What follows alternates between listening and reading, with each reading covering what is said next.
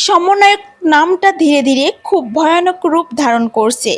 এখন চাঁদাবাজি করতে গেলেও পরিচয় দেয় সমন্বয়কদের। মুক্তিযোদ্ধাদের মতো কোটা আন্দোলনকারী ছাত্ররাও এখন নাম ব্যবহার করে অপকর্ম করছে। এবার সমন্বয়কদের নিয়ে একই বললেন ব্যারিস্টার রুমিন ফারহানা।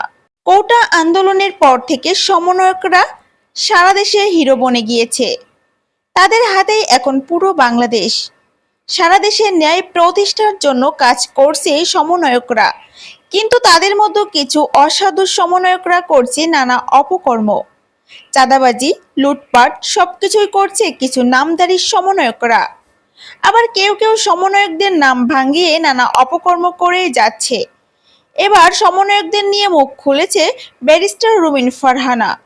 এক টক শোতে তিনি বলেন, এই বাংলাদেশ তো আমরা চাইনি। সমন্বয়ক নামটা একটু একটু করে ভয়ানক রূপ ধারণ করছে। এখন তাদের মধ্যে কেউ কেউ চাঁদাবাজি করছে। তারা কেউ কাউকে মানতে চায় না। তাদেরকে আইন মানতে বললে তারা বলে, কিসের আইন? দেশ চালাই আমরা, দেশ চালাই ছাত্ররা। এখন সমন্বয়কদের নাম ভাঙিয়ে চাঁদাবাজি করা হয়। মানুষকে ভয় দেখানো হয়, চাঁদার টাকা না দিলে মামলা দিয়ে দিব। আমার সমন্বয়কদের সাথে যোগাযোগ আছে।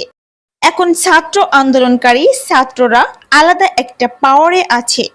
মুক্তিযোদ্ধাদের মতো কোটা আন্দোলনকারী ছাত্ররাও এখন সুবিধা নিচ্ছে। তারা এখন ভয়ের কারণ হয়ে উঠছে। তবে দেশের মানুষই তাদের উপরে তুলেছে। তাদের টেনে নিচে নামাতে বেশি সময় লাগবে না।